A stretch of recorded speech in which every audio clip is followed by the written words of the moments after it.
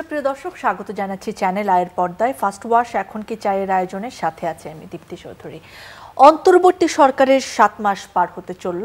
এই বছরের ডিসেম্বরের মধ্যে নির্বাচন হবে এমন একটি ধারণাও দিয়েছে সরকার। 6টি সংস্কার কমিশন ইতিমধ্যে তাদের প্রতিবেদন জমা দিয়েছে।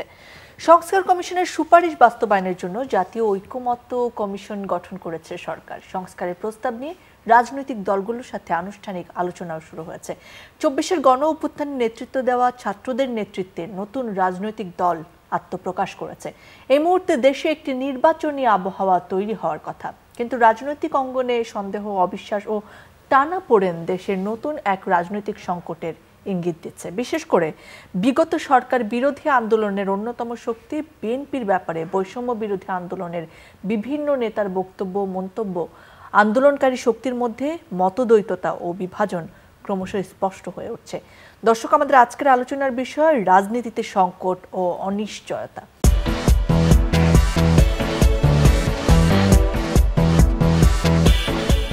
আমাদের সাথে এই বিষয়ে কথা বলার জন্য দুজন অতিথি উপস্থিত রয়েছেন। আমাদের সাথে রয়েছেন বিএনপির প্রশিক্ষণ বিষয়ক সম্পাদক জনাব ABM মোশাররফ হোসেন। আমাদের সঙ্গে রয়েছেন জাতীয় নাগরিক কমিটির শিক্ষা ও গবেষণা সম্পাদক ফয়সাল মাহমুদ শান্ত। আপনাদের দুজনকে স্বাগত জানাচ্ছি, অনেক ধন্যবাদ আমাদের শোতে আসার জন্য। আমার মনে হয় তরুণদের দিয়ে বরং আজকে শুরু করি। আমার মনে হয় যে মোশাররফ ভাই আমার সাথে একমত হবেন। ফয়সাল ভাই, আপনি কি মনে করেন যে আসলে রাজনীতিতে একটা অস্থিরতার পরিস্থিতি চলছে? হ্যাঁ, নিঃসন্দেহে রাজনীতিতে একটা অস্থিরতার পরিস্থিতি চলছে। দেখেন, একটা কাঠামো, সেটা আপনি যত খারাপই হোক ভালোই হোক, যখন একটা কাঠামো তৈরি হয়, সেই কাঠামোটা যখন ভেঙে যায় তখন কিন্তু অনেক ধরনের শূন্যতা তৈরি হয়। আমরা দেখেছি যে গত 15 বছরে একটা শেখ হাসিনার একটা ফেসিবাদী কাঠামো তৈরি হয়েছে।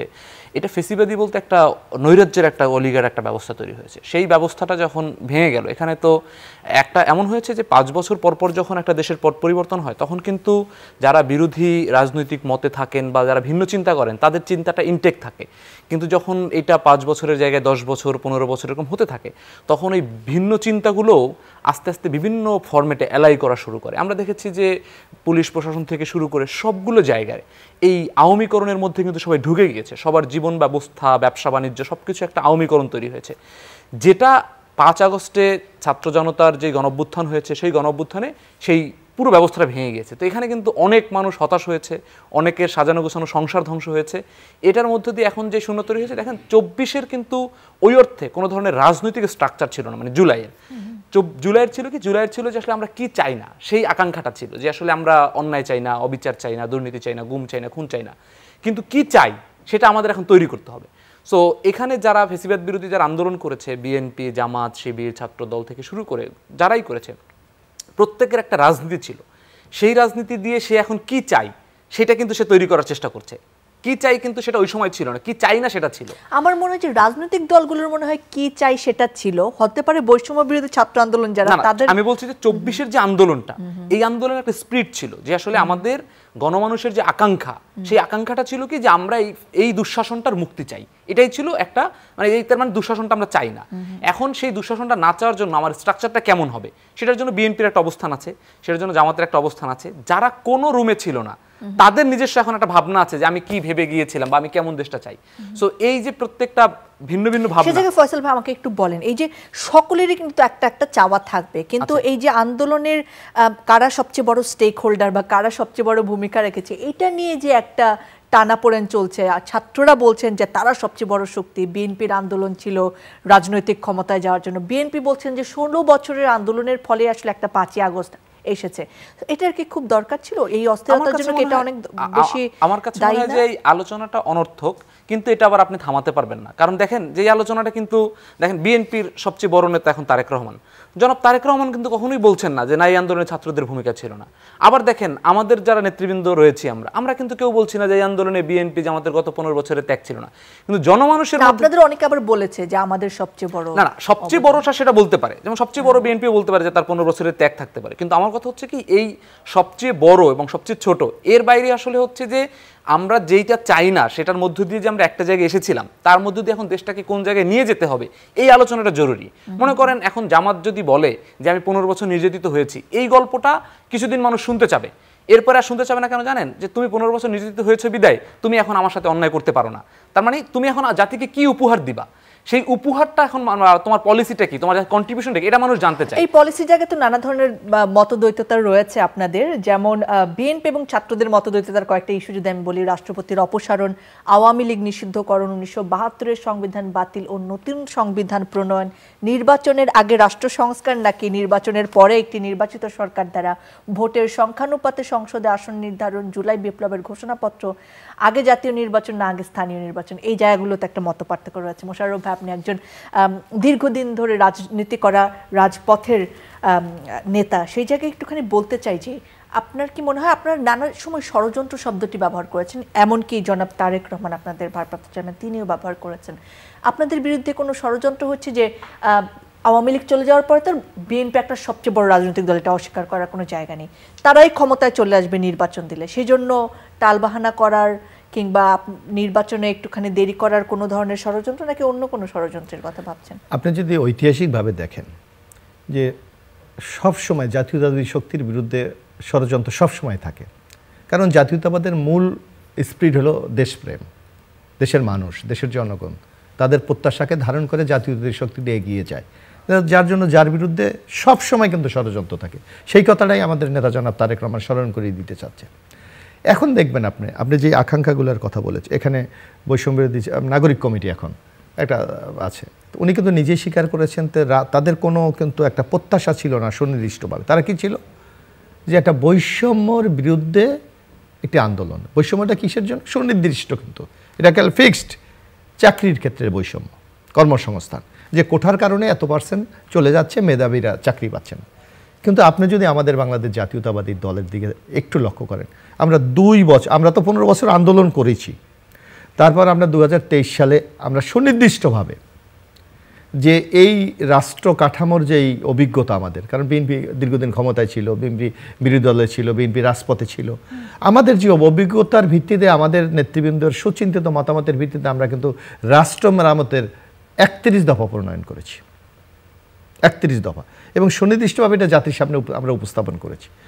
এই যে আজকে বৈষম্য বিরোধী বলে বা নাগরিক কমিটি বলে, তাদের কিন্তু এইভাবে সুনির্দিষ্ট কোনো পরিকল্পনা নাই যে আমরা কি করতে। যেমন আপনি দেখেন আমাদের অভিজ্ঞতা, আমরা যেটা দেখেছি যে এই বাংলাদেশে নির্বাচন, এই আগামী দিনেও নির্বাচন হবে, নির্বাচন হলে যারা বিজয়ী হবে তারাই তো রাষ্ট্র ক্ষমতায় দায়িত্ব নেবে, এটা তো সবই। কিন্তু আমরা মনে করেছি এইটা দিয়ে সংকট সমাধান হয় না, কারণ একটা দলের শাসন তখন বাংলাদেশের উপর চেপে বসে, যার জন্য আমরা বলেছি বিএনপি যদি এককভাবেও রাষ্ট্র ক্ষমতায় যায়, আগামী দিনে দায়িত্ব পায়, আমরা বিএনপির একক সরকার করব না, আমরা আন্দোলনরত সকল দলকে নিয়ে একটা জাতীয় ঐক্যমতের সরকার করব। সময় বদলে যায়, কিন্তু সৌন্দর্যের সংজ্ঞা বদলায় না। রূপ বদলে যায়, কিন্তু আভিজাত্যের মানে একই থেকে যায়। ঐতিহ্য যখন আপন করে নেয় আধুনিকতাকে, তখন সৌন্দর্য ঠিকই খুঁজে নেয় স্যান্ডেলিনাকে। স্মরণের ছয় তোমার উপমায় বদলে দিলে যে আমার। স্যান্ডেলিনা সো, রূপচর্চায় আভিজাত্য। এটা কিন্তু নতুন একটা ইনোভেশন, নতুন একটা চিন্তা। তারপর আমরা কি দেখেছি, যে একটা দেশে যদি বারবার একটা দল ক্ষমতায় যায়, বা বারবার কোনো ব্যক্তি যদি বারবার ক্ষমতায় যায়, আপনার নিশ্চয় মনে আছে, আপনি এখানে বহু অনুষ্ঠান করেছেন, আমরা আওয়ামী লীগের নেতাদের বক্তব্য শোনেন, 4 বারের প্রধানমন্ত্রী, 5 বারের প্রধানমন্ত্রী, বিশ্বে এই নেতৃত্ব পাওয়া যাবে না। অর্থাৎ একটা লোককে আপনি ফেসিবাদী চরিত্রের দিকে নিজেই ধাবিত করছেন, মানে উনি অপ্রতিরোধ, তাকে প্রতিরোধ করার মতো কোনো ক্ষমতা নেই। যার জন্য আমাদের দলের পক্ষ থেকে স্পষ্ট ভাষায় আমরা বলেছি, আমাদের নেতা তারেক রহমান বলেছে যে 2 বারের বেশি কেউ প্রধানমন্ত্রী হতে পারবে না। অর্থাৎ এখানে সীমারেখা টেনে দেওয়া হয়েছে, অর্থাৎ অন্যরা যাতে আগামী দিনে সুযোগ পায় সেই সুযোগটা করে দেওয়া হয়েছে। তারপর আপনি দেখবেন বাংলাদেশে আমরা দেখেছি এই শাসন ব্যবস্থার সবচেয়ে বড় সংকট হলো দলীয়করণ।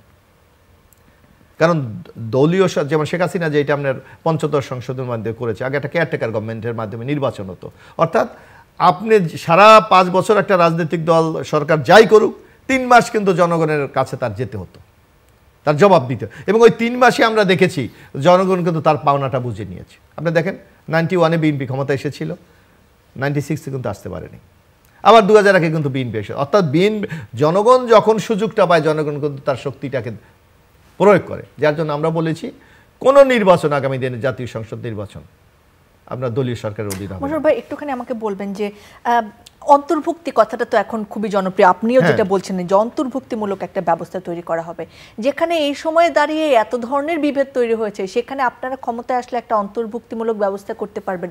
অভ্যুত্থানের পক্ষের শক্তি তো এখন যারা আছে আমরা সকলেই, আওয়ামী লীগ ছাড়া সকলেই অভ্যুত্থানের পক্ষের শক্তি, তাদেরকে কিভাবে আসলে এক করা যেতে পারে? না, এক করতে যাবে না। আপনি একটা দেখেন, একটা পার্লামেন্ট, আমাদের তো parliamentary form of government Bangladesh চলে, এখানে কিন্তু সরকার যেমন আছে, পাশাপাশি কিন্তু একটা ছায়া সরকার হিসেবে অপোজিশনে যারা থাকে তারা দায়িত্ব পালন করে, এবং অপোজিশনের দায়িত্ব হলো সরকারি দলের ভুল ত্রুটি ধরিয়ে দিয়ে রাষ্ট্রটাকে সঠিক রাস্তায় পরিচালিত করা। এইটা তো আপনি দেখেন অন্তর্ভুক্তি এইটাকেই বলে। যদি আপনার একটা মোটামুটি মানে সর্বদল বলতে তো আমার তো একটা অপোজিশন লাগবে, নাহলে তো একক হয়ে যাবে সব। আমার অপোজিশনের বাইরে যারা থাকবে তারা সেই দলগুলি নিয়ে সরকার প্রতিষ্ঠা হবে। এইটাকে আমরা অন্তর্ভুক্তি বলে একটা সরকার বলে আমরা মনে করি। এবং আমরা আরেকটা কথা বলেছি যে আপনি দেখেন রংধনুর 7টা রং দেখেছেন আপনি, কিন্তু 7টা রং থাকলেও কিন্তু এক বিন্দুতে এসে কিন্তু তারা মিলিত হয়। রেইনবো স্টেট আমরা কথা বলেছি, আমরা বলেছি এই যে বিভিন্ন নানা পদ এদেরকে দিয়ে সরকার গঠন করে একটা বিন্দুতে এসে যেটা বাংলাদেশ সরকার পরিচালিত হবে। এবং আমরা বলেছি যে আজকে বাংলাদেশের সবচেয়ে বড় সংকট কি আপনি জানেন? আজকে বৈষম্য বিরোধী আমরা তো কথা বলি, আপনি একসময় দেখছেন বিএনপি আওয়ামী লীগ একজনের সাথে একজন কথা বলে না, জাতীয়তার সাথে কথা বলে না। তো আমরা যার জন্য বলেছি এই যে সোশ্যাল কন্ট্যাক্টটা আমাদের বাড়াতে হবে, সামাজিক চুক্তিটা আমাদের মানে যত আমরা বৃদ্ধি করব তখন যে কোনো সংকট থেকে আমরা বেরিয়ে আসতে পারবো। আপনি দেখেন এই যে গত আওয়ামী লীগ সরকার যে 15 বছর ক্ষমতা ছিল, আজকে বাংলাদেশের রাজনীতির দলগুলি বলেছে, সুশীল সমাজ বলেছে, ইন্টারন্যাশনাল কমিউনিটি বলেছে যে রাজনীতির দলগুলির মধ্যে ডায়ালগ দরকার, কিন্তু আওয়ামী লীগ আপনার নিশ্চয় মনে আছে সরাসরি প্রত্যাখ্যান করেছে। যে কি বলে ওরা বলতো যে বিরুদ্ধ শক্তি বলেন অথবা ফেসিস্ট, এদের সাথে আমাদের কোনো আলোচনা নেই। কিন্তু রাজনীতিতে আলোচনা হলো, সামাজিক চুক্তি হলো সবচেয়ে একটি বড় ইম্পর্টেন্ট ব্যাপার।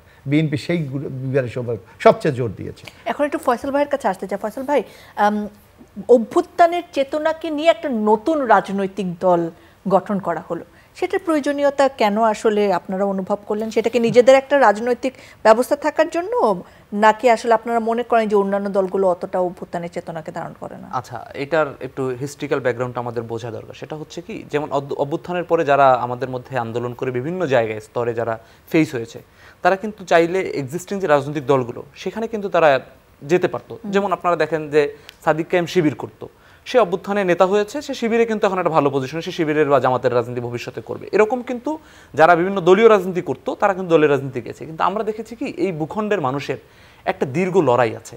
আমরা 47-এ আমরা ব্রিটিশ বিরোধী লড়াই করেছি, আমরা পাকিস্তানের কাছে প্রতারিত হয়েছি, 71-এ আমরা পাকিস্তানের বিরুদ্ধে আমরা লড়াই করেছি, আমরা শেখ মুজিবের কাছে প্রতারিত হয়েছি, আমরা 90-এ একেবারেই রিসেন্ট সময়ে 90-এর আন্দোলনের নেতারা সবাই মোটামুটি বেঁচে আছেন এখন। সেই 90-এ বাংলাদেশে একটা গণতন্ত্রের জন্য স্বৈরাচারের বিরুদ্ধে লড়াই হয়েছিল। দেখেন সেখানে যে 3 জোটের যে একটা রূপরেখা ছিল, সেই রূপরেখাটা আমি সবগুলো পয়েন্টে না যাই, আমি ওটা পড়েছি অনেকবার। একটা সামান্য একটা জিনিস, যে পাওয়ার ট্রানজিশনটা কিভাবে হবে, যে একটা তত্ত্বাবধায়ক সরকারের মধ্য দিয়ে পাওয়ার ট্রানজিশন হবে, সেই 90-এর চেতনার মধ্য দিয়ে, যেই 90-এর রক্তের মধ্য দিয়ে যেই আমরা গণতন্ত্র ফিরে পেলাম, সেইখানে কিন্তু এই পাওয়ার ট্রানজিশনের মতো একটা জায়গায় এই 3টা দল কিন্তু একমত হতে পারে নাই। তো ওই সময় একমত হলেও পরবর্তী সময়ে কিন্তু তারা যখন ক্ষমতা এসেছে, ভাই নিশ্চয়ই জানেন 96 নির্বাচনের কথা, আবার কয়েকদিনের মধ্যে আবার নতুন নির্বাচন দিতে হয়েছে। আর শেখ হাসিনার গল্প তো আমরা জানি যে কিভাবে সাংবিধানিক তৈরি করে আসলে তত্ত্বাবধায়ক সরকার বাদ দেওয়া হয়েছে। তা আমরা মনে করেছি কি, যারা রাস্তায় রক্ত দিয়েছে তাদের যে ভাষাটা আমাদের আসলে এই যে ফাইটটা আমরা দিচ্ছি, আমি খুব মন থেকে বলছি, মানে এটা আমি দলের স্বার্থে বা আসলে বিএনপির সাথে আলাদা করে বলার জন্য বলছি না, যে আসলে বাংলাদেশের একটা প্রজন্মের একটা জেনারেশন একটা ফাইট আছে। আমাদের মিডিয়াগুলো দেখানোর চেষ্টা করে কি, যে এত% ভোট আওয়ামী লীগের, এত% ভোট বিএনপির, এত% জামাতের। ভাই প্রায় 35 বছরের বয়সের মানুষ পর্যন্ত কিংবা 30 বছরের মানুষ পর্যন্ত এখন পর্যন্ত ভোট দিতে পারে না, একটা ভোটও দিতে পারে না। তার মানে 40 থেকে 45% ভোটারদের আপনি সেন্টিমেন্ট জানেন না যে তারা কি চায়। এই যে একটা বড় জেনারেশন, 40% বাংলাদেশের মানুষ, এই জেনারেশন একটা ফাইট আছে। এই ফাইটটা যদি এখন একটা নতুন রাজনীতি না দাঁড়ায়, সেটা বলছি না যে আমাদের নেতৃত্বে দাঁড়াতে হবে, এই নতুন রাজনীতিটা দাঁড়াতে হবে, যেমন এটা আমাদের একটা দল ভিত্তিক একটা আলাদা রাজনীতি হতে পারে, এই নতুন রাজনীতির বিএনপির দলের মধ্যেও দাঁড়াতে হবে। নয়তো বিএনপির যেই ছাত্র দলের যেই ছেলেটা রাস্তায় এই জুলাইতে রক্ত দিয়েছে তার রাজনীতি থাকবে না। যে আজকের তরুণ যে নেতারা, ইশরাকদের মতো যে নেতারা, তারা হচ্ছে সংস্কার করতে চায়, এই প্রজন্মের একটা রাজনীতি বাংলাদেশে দরকার। কিন্তু আমাদের কাছে সত্যি সত্যি মনে হয়েছে যে আমরা গত 6 মাসে তো দল করি নাই, আমরা রাজনৈতিক দলগুলোর উপরে ভরসা করতে চেয়েছিলাম, কিন্তু আমরা দেখেছি যে আওয়ামী লীগের মতো এত গণহত্যাকারী একটা দলের বিষয়ে আমরা এই দলগুলোর মধ্যে আমরা ঐক্যমত্য পাই নাই। আমরা রাষ্ট্রপতি, এই শেখ হাসিনা রাষ্ট্রপতির ইস্যুতে আমরা একমত হতে পাই নাই। এই যে দেখেন ভাইরা বলছে যে আমরা ক্ষমতায় আসলে তারপরে হচ্ছে 2বার প্রধানমন্ত্রী হতে পারবে না, সেই কথা আমাদের কিন্তু ফাঁকা 31 দফার মধ্যে পরপর 2বার। এখন আমরা স্টেট বলেছি, এখন এটা যখন আবার প্রচুর সমালোচনা হয়েছে সেখানে আবার তারা সংশোধন করেছে, এটা অ্যাপ্রিসিয়েটেবল। কিন্তু আমরা মনে হচ্ছে কি দেখেন, এটা আপনি ক্ষমতায় গেলে কেন করবেন? আপনি এটা কমিটমেন্ট দিয়ে আগে এটা সাংবিধানিকভাবে এটা তৈরি করে আপনি ক্ষমতায় যান যে আপনি আর 2বার বেশ থাকতে পারবেন না। ক্ষমতায় যাওয়ার পরে তো আমরা দেখেছি 90-এর চুক্তি একত্র থাকে না। এই জন্য আমরা মনে করছি যে এইটা শুধু এই বৈষম্য বিরোধী নাগরিক কমিটি বা আপনার আমার রাজনীতি না, এটা একটা প্রজন্মের রাজনীতি। এটা যদি ব্যর্থ হয় তাহলে জাতিগতভাবে আমরা ফেইলিওর হব। আমরা এই জায়গা থেকে আমি একটু মোশাররফ ভাইয়ের কাছে আসতে চাই, একদম সরাসরি স্পষ্ট কথা যে আপনাদের যে পুরনো রাজনীতি, আপনাদের যে ইতিহাস, সেখানে তরুণ প্রজন্মের একটা আস্থাহীনতার জায়গা রয়েছে যে আপনারা তো আগেও ক্ষমতায় এসেছেন, আসলে একইভাবে বাংলাদেশে গত 54 বছর ধরে রাজনীতি চলেছে। এই নতুন প্রজন্মের ধারণাকে বিএনপি কতটা ধারণ করে? নতুন প্রজন্মের ধারণা মানেই তো নতুন, আপনারা অবশ্যই ডেভেলপ করেছেন। আপনি যে কথাটি আমার সহলোচ বলেছে আমি তার সাথে একমত না। কারণ আপনি দেখবেন 31 দফা যদি আপনি মানে খুব পুঙ্খানুপুঙ্খভাবে পড়েন, আপনি দেখবেন এটা নতুন প্রজন্মের ধারণাকে ধারণ করেই বিএনপি কিন্তু অগ্রসর হয়েছে। যেমন আপনি দেখেন, আমরা এডুকেশনের ক্ষেত্রে আমরা যেটা বলেছি, আপনি যদি দেখেন আজকে পর্যন্ত বৈষম্যবিরোধী ছাত্র আন্দোলন এডুকেশনের ব্যাপারে একটা কথা বলতে পারে নাই, নাগরিক কমিটি একটা কথা বলে নাই, কোনো রাজনৈতিক বলে নেই। আমরা একটা স্পষ্ট ভাষায় আমরা বলেছি যে শিক্ষা ব্যবস্থা হবে দুটা পদ্ধতি, একটা হলো নলেজ বেস, আরেকটা হলো নিড বেস। অর্থাৎ আমাকে সবাইকে আমার উচ্চশিক্ষা নেওয়ার দরকার নেই। আমার মনে করেন যারা আমার টেকনিক্যাল এক্সপার্ট আছে বা অন্য ক্ষেত্রে এক্সপার্ট হবে, তাদেরকে আমি নিড বেস একটা এডুকেশন দিয়ে আমি তাদের কর্মসংস্থানে দিয়ে দেবো। আর যারা আমার খুব মেরিটিয়াস হতো তাদেরকে আমি সে নলেজ বেস উচ্চশিক্ষার দিকে আমি নিয়ে যাব। তারপর আমি বলেছি যে আমার জিডিপির যাতে আমাদের বাজেটটা হয়, বাজেটের এখনও আপনি যদি এখন দেখেন জিডিপির বাজেটের 1.2% মাত্র। আমরা বলেছি যদি আগামীতে বিএনপি রাষ্ট্র পরিচালনার দায়িত্ব পায়, সেখানে আমরা কমপক্ষে 5% আমরা জিডিপি এখানে আমরা দেবো। এটা কিন্তু নতুন ইনোভেশন একটা জিনিস আপনাকে একটা লক্ষ্য করতে হবে। তারপর আপনারা দেখবেন যে তরুণ যুবকরা আমরা বলেছি এই যেমন এই যে জুলাই বিপ্লব, আপনার মূলটা কি? কর্মসংস্থান। অথচ দেখেন এই সরকার এটা নিউট্রাল গভর্নমেন্ট, ছাত্রদের সমর্থনের মাধ্যমে এই সরকার আজকে রাষ্ট্রীয় ক্ষমতায় আছে। আপনি 7 মাসে আমরা কর্মসংস্থানের কোনো ব্যবস্থা করতে পেরেছি? পারি নাই। বরং আমাদের অর্থনৈতিক সংকট, ব্যাংকগুলি তারল্য সংকট, আমাদের ডলার সংকট, বিদেশি বিনিয়োগ বর্তমানে নাই বললেই চলে। তো আপনার যেই মূল স্পিরিট কর্মসংস্থান, সেটা তো আপনি ফেল খাচ্ছেন। যার জন্য আমরা বলেছি আমরা আগামী দিনে এই যে শিল্প কারখানার ক্ষেত্রে আমরা নতুন নতুন বিনিয়োগের ব্যবস্থা গ্রহণ করব। শুধু তাই না, এই যে তরুণ প্রজন্ম যারা যে চাকরির জন্য এত বড় একটা স্যাক্রিফাইস করলো, 2000 লোক আজকে জীবন দিল, আমরা তাদের জন্য 1 বছর পর্যন্ত, মানে তারা এর মধ্যে চাকরি খুঁজবে, যদি চাকরি পেয়ে যায় ভালো, 1 বছর পর্যন্ত তাদের জন্য রাষ্ট্রের পক্ষ থেকে আমরা বেকার ভাতা দেব। মোশাররফ ভাই, একটুখানি আপনাকে ইন্টারাপ্ট করি যে এই 31 দফা বলেন, সবই বলেন, আমরা আপনার ওই যেমনটি বলছিলেন ফয়সাল ভাই যে ক্ষমতায় গেলে এটা একটা লং রানের ব্যাপার। আপনারা না লং রানের ব্যাপার না। এখন আপনি এগুলি যদি করতে হয়, আপনার অনেক ক্ষেত্রে যেটা কনস্টিটিউশনাল রিফর্ম, সেটাকে আপনি কনস্টিটিউশন চেঞ্জ করতে হবে। তো চেঞ্জ করার কি আপনার এখন ক্ষমতা আছে? আমার পার্লামেন্ট নেই, তা আপনি কি করবেন? গণপরিষদ দরকার। না বলেন গণপরিষদ দিয়ে হবে না, গণপরিষদ দিয়ে হবে না। আপনার আমাকে সংসদে এটা অ্যামেন্ডমেন্ট করতে হবে। তো আপনার কি এখন পার্লামেন্ট আছে? আমার পার্লামেন্ট নাই। আপনি করতে পারেন এখন আপাতত যেটা, কারণ আপনার it is the constitutional government. আপনাকে বৈষম্যবিরোধী ছাত্র আন্দোলনের একটা জায়গায় তাদের মারাত্মক শূন্যতা আছে। This is the constitutional government, এটা তারা বুঝতে চায় না। তারা মনে করে যে বিপ্লবের মাধ্যমে হয়েছে, যে কোনো কিছু সম্ভব। তাহলে আমরা তো বারবার বলেছি, তাহলে আপনারা কেন বিচারপতি শাহাবুদ্দিন সুপুর কাছে আপনারা শপথ দিলেন? আপনারা শহীদ মিনার নেন নাই কেন? আপনারা সংবিধান কেন সাসপেন্ড করেন নাই? আপনি একটা কনস্টিটিউশনাল গভর্নমেন্টের মধ্যে থেকে অসাংবিধানিক কাজ করবেন, এটা কোনোভাবে মেনে নেওয়া যায় না। এখন পারে যদি আপনার কোনো বিষয় যদি আপনার সন্দেহ হয়, মহামান্য রাষ্ট্রপতির মাধ্যমে আপনি অর্ডিন্যান্স জারি করে এটাকে আপাতত চালিয়ে নিতে পারেন। কিন্তু বাট পরবর্তী সংসদ যখন হবে, সেই সংসদে আপনাকে অ্যামেন্ডমেন্ট করতে হবে। আপনি কথা বলতে পারেন, বাট আপনাকে কিন্তু সংসদে পাস করতে হবে। আমি আপনাকে একটা উদাহরণ দিই। আপনার ফখরুদ্দিন মঈনুদ্দিন যখন 111 হয়েছিল, 142টা অর্ডিন্যান্স তারা জারি করেছিলেন। কিন্তু শেখ হাসিনা পরে যখন 2008-এ ক্ষমতায় আসলেন, মাত্র 38টা অ্যামেন্ডমেন্ট তারা রেকটিফাই করেছে, অ্যাকসেপ্ট করেছে, আর একটাও করে নাই। তো এখন এই যে বৈষম্যবিরোধী বা নাগরিক কমিটি বা তারা যেই কথাগুলি বলছে, এগুলি তো আপনার সংসদে পাস হতে হবে। তাহলে তো আপনার পাসটা হলে তো লাভ নাই। যার জন্য রাজনৈতিক দলগুলির মধ্যে একটা ঐক্যমত তৈরি করতে হবে। সেই প্রসেসটা কি আছে? আপনি ইন্টারিয়াম গভর্নমেন্ট এখন পর্যন্ত 3টা মিটিং ডেকেছে রাজনৈতিক দলকে, তাও কি একটা হলো আওয়ামী লীগ মাঠে নামবে, এটাকে ঠেকাও। 2 নম্বরে ইন্ডিয়া ব্যাপক প্রচারণা চালাচ্ছে, রাজনৈতিক দলীয় ঐক্য, বাংলাদেশ ঐক্যবদ্ধ, এটা প্রমাণ করো। তৃতীয় হলো তাহলে জুলাই বিপ্লবের ঘোষণাকে সমর্থন করো। রিফর্ম বা বাংলাদেশ আগামী দিনে কি চলবে একটা কথা নিয়ে কোনো আলোচনা এখন পর্যন্ত করেছে। এবং আমি আমাদের সিনিয়র নেতৃবৃন্দের কাছে দেখেছি এতগুলি রাজনৈতিক দল শক্তি, আপনার 20 minute 30 minute 40 minute meeting, it is one kind of funny. আপনি যেটা মেইন করেন আপনাকে সেটা বাস্তবায়নের জন্য সে কার্যকরী পদক্ষেপ। সময় স্বল্পতার জন্য দুঃখিত, আপনাকে থামাতে হচ্ছে। ফয়সাল ভাই শেষে যদি 1 মিনিটে কিছু বলতে চান। আমি একটু সময় যেহেতু অনেক কম, আমি যেমন দেখেন যে আপনারা কেন রাষ্ট্রপতি চুপ্পুর কাছে আসলে নিলাম, কারণ হচ্ছে আমরা জাতীয় সরকারের জন্য বিএনপি সহ বড় দলগুলোকে আমন্ত্রণ করেছিলাম, তারা আসে নাই, আমরা বাধ্য হয়েছি, আমরা পারি নাই। রাষ্ট্রপতি সরানোর ইস্যুতেও বিএনপির কারণে আমরা সরাতে পারি নাই।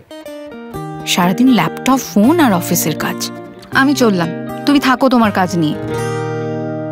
হয়তো তোমারই জন্য হয়েছি যে প্রেমে বন্য। আমাদের মধ্যে এখনো প্রেম আছে, জানি তুমি অনন্য, তাই শুধু তোমাকেই চাই। জীবনের প্রতিটি মুহূর্ত হয়ে উঠুক স্পেশাল। ত্বকের যত্নে রোজ অয়েল এক্সট্রাক্ট এবং ময়শ্চারাইজার সমৃদ্ধ তিব্বত পমেড। 2 নম্বর হচ্ছে তিনি যেটা বলেছেন রাইটলি বলেছেন, এখন যদি একটা অধ্যাদেশ জারি হয় সেটা বিএনপি এসে চেঞ্জ করে দিবে। তার মানে আওয়ামী লীগ যেই অ্যামেন্ডমেন্ট তৈরি করেছে, আওয়ামী লীগ আবার সেই কিন্তু সংবিধানের সেই সংশোধনী কিন্তু পরিবর্তন করা সম্ভব। তার মানে আমরা কি চাই?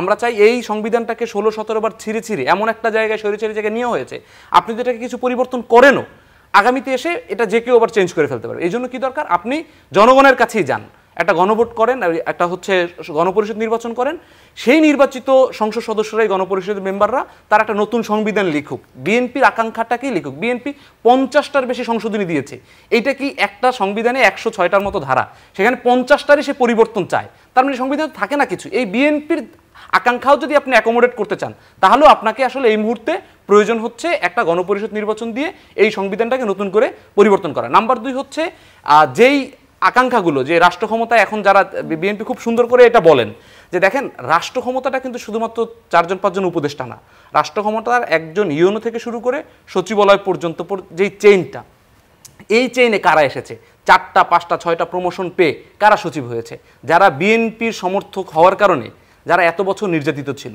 এরা কিন্তু এখন সচিব হয়েছে সবাই। আপনি প্রত্যেকটা সচিবালয়ে গিয়ে দেখবেন যে বিগত দিনে যারা বিএনপি জামাতের কারণে রাইটলি তারা কিন্তু বঞ্চিত হয়েছিল, সেই বঞ্চিত মানুষগুলো কেন বঞ্চিত হয়েছিল? আওয়ামী সমর্থক নিউটক মানুষ তো বঞ্চিত হয় নাই, কিন্তু বঞ্চিত হয়েছিল সেই বিএনপি করার কারণে বা বিএনপির সাথে একটা যোগাযোগ থাকার কারণে। এই মানুষগুলো কিন্তু এখন সচিব হয়েছে। তার মানে পুরো যে রাষ্ট্র ক্ষমতাটা, এই রাষ্ট্র ক্ষমতার যদি 60% স্টেক কারো থাকে সেটা একমাত্র কিন্তু বড় দল বিএনপির কাছে আছে। এবং আপনি দেখেন আমি বলি, আমি আপনাকে একবারে না এরা কিছু অভিযোগ আমাদের বিরুদ্ধে করি যে দেখেন আইজিপি এটা সরাসরি বিএনপির হচ্ছে দাবিতে এবং সমর্থনে হয়েছে। অ্যাটর্নি জেনারেল চেঞ্জ করে দিয়েছে না তারা? না একবার বলেন, এটা জিজ্ঞেস করেন তো। এই যে প্রত্যেকটা না এটা চেঞ্জ করেছে কিনা, এবং একটা রিটায়ার্ড লোক 12 বছর আগে রিটায়ার করছে, তাকে এখন শিবিরের লোক হিসেবে, জামাতের লোক হিসেবে তাকে এখন আইজিপি বানিয়েছে। যদি ক্ষমতার কারো কাছে থাকে তাহলে সেটা যারা বানিয়েছে, তারা বানিয়েছে, আমরা বানিয়েছে, এই কথাটা পুরোপুরি ভুল। কারণ এই গভর্নমেন্ট কি ইজ ডমিনেটেড বাই বৈষম্য বিরোধী ছাত্র আন্দোলন। এই গভর্নমেন্ট যদি ডমিনেট বাই বৈষম্য বিরোধী হতো তাহলে এই গভর্নমেন্ট 31 তারিখে প্রোক্লামেশন দিতে পারত। এই গভর্নমেন্ট যদি ডমিনেট বাই বৈষম্য বিরোধী হতো, এই গভর্নমেন্ট রাষ্ট্রপতিকে ফেলে দিত। এই গভর্নমেন্ট যদি বৈষম্য বিরোধী হতো তাহলে এই গভর্নমেন্টের সংবিধানকে ফেলে দিয়ে তারপরে নতুন করে একটা সংবিধান অনুসরণ লিখতো।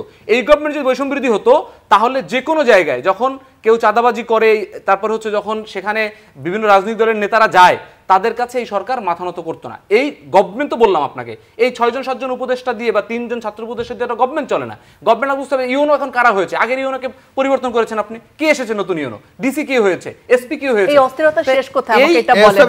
এই প্রত্যেকটা জায়গায় আমাকে একটু এখানে আপনি একটা কথা বলেন, এই যে সংকটের কথা আমরা বিশ্বাস করতে চাই যে এই সংকট বাংলাদেশে আছে, এই সংকট সমাধানের তো আপনি পথ গ্রহণ, আপনি তো স্টার্টিং আপনি ভুল করেছেন, বিসমিল্লাহ ভুল। আপনি আজকে কনস্টিটিউশনাল গভর্নমেন্ট ফর্ম করার কারণে, হ্যাঁ আপনি যদি ছাত্ররা মনে করতো যে না আমরা এই প্রক্রিয়া আমরা যাব না, তারা 3 জন কেন উপদেষ্টা হয়েছে, মন্ত্রী হয়েছে, তাদের খায়েশ তো তাদের খায়েশ তো ঠিকই পূরণ হয়েছে, যে মন্ত্রী হয়েছে ছাত্র থেকে, যারা চাকরি চেয়েছিল এখন মন্ত্রী হয়ে গেছে। আপনাকে সেন্টিমেন্টটা বুঝতে হবে, তারা বুঝাতে চাচ্ছে যে আমরা পাওয়ারে আছি, আমরা ক্ষমতায় আছি। আমরা তো উনি একটা কথা বলেছে যে বিএনপির লোক দিয়েছে, বরং এই সরকারকে কয় যে বিএনপির অ্যাটর্নি জেনারেল। আপনি তার বিরুদ্ধে একটা বিতর্ক দেখেছেন কোথাও এখন পর্যন্ত এই সরকারের স্বার্থের বাইরে গিয়ে? হয়নি। তো সুতরাং কেউ যদি নিটলভাবে দায়িত্ব পালন করে, কোন দলের এইটা আমার কাছে বিষয় বসে। বরং আমরা যে দাবিটা বারবার করে আসছিলাম, এখন দেখেন বৈষম্যবিরোধী ছাত্র আন্দোলন আমরা সব জায়গায় দেখেন, অমুক জায়গায় তদবিরে তারা ব্যস্ত, অমুক জায়গায় এই ডোমিনেশনে তারা ব্যস্ত, অমুক জায়গায় এইটা তাদের দরকার, বলে না এটা সব জায়গায়। কারণ তারা মনে করে যদি শেখ হাসিনার তাদেরকে ক্ষমতায় রাখা যায়, তাইলে তারা যেই প্রেশারটা করবে দ্রুত তারা করে দেবে। আর যদি যারা গণতান্ত্রিকভাবে যারা যে এতদিন সাফার হয়েছে তাদেরকে যদি ওখানে দেন, ওই কথা শোনাতে পারবে না। এইটাও তো তাদের কৌশল, অন কাইন্ড অফ কৌশল। আমার কথা হচ্ছে কি যে আপনার তো প্রশাসনের লোক আছে, যদি কেউ এই ধরনের কাজ করে তার বিরুদ্ধে স্ট্রেট হচ্ছে আপনি ব্যবস্থা নেন বা আপনি দাবি তোলেন, প্রকাশ্যে আনেন। তদবিরে ব্যস্ত এই কথাটার আপনি এলাকায়, যদি আপনারা তো মিডিয়া আছেন, পুরো এলাকার খবর আপনাদের আছে, এলাকায় কার কথায় এখন পুরো এলাকা চলে, কার কথায় টেন্ডার হয়, এটা মানুষ সবাই জানে। অভিযোগ তো আমাদের দুই পক্ষের থেকেই থাকে, মানুষ সবাই জানে। সো আমার যেটা কথা কি, বারবার তিনি একটা জিনিস বলার চেষ্টা করছেন, আপনি বিসমিল্লাহ গলত করেছেন। ভাই আমরা একসাথে বিএনপি, জামাত এবং হচ্ছে বৈষম্য বিরোধী ছাত্র আন্দোলনের যত সাধারণ ছাত্র জনতা নিয়ে একসাথে আন্দোলন করেছি। আন্দোলনের পরেই আমি বিএনপি যেরকম হবে এই অবিশ্বাস তো আমার বিএনপিকে করা উচিত ছিল না, জামাত যেরকম হবে। তার মানে আমরা কি করেছি যে সবার সম্মতিতে একটা সরকার গঠন করতে চেয়েছি। এখন যদি আপনি বলেন যে না আপনি বিশ্বাসঘাতকতা করেছে, না বিশ্বাস সেটা আমি বলছি না, আমি বলছি যে অভিযোগটা তিনি করলেন যে আপনারা কেন এভাবে সরকার করলেন, আপনি তো এর বাইরে যাইতে দেন নাই। কিন্তু আমরা মনে করেছি যে না বিএনপি যেহেতু এভাবে এর বাইরে যেতে দেয় না, জামাত, আমি কি ওই সময় জামাত বিএনপিকে আলাদা করে তাদের মতের বিরুদ্ধে যদি আপনি সরকার গঠন করতেন, তাহলে তো তারা 8 তারিখ থেকেই হচ্ছে এই সরকারকে নিশ্চয়ই না। অস্থিরতা যে আছে অন্তত আজকের আয়োজনে এটা প্রমাণিত হলো, নিঃসন্দেহে অস্থিরতা আছে, এজন্য আমাদের ঐক্যমত্য দরকার। একদম, সেটা মুক্তির পথ। নিশ্চয়ই আমরা আরো কথা বলবো। অনেক ধন্যবাদ আপনাদের দুজনকে। ধন্যবাদ প্রিয় দর্শক, আপনারা যারা সঙ্গে ছিলেন। বিদায় নিচ্ছি আজকের আয়োজন থেকে এই আশা নিয়ে যে অস্থিরতার পরে স্বস্তি আসবে বাংলাদেশের রাজনীতির মাঠে। আবার দেখা হবে আপনাদের সাথে, আবার কথা হবে।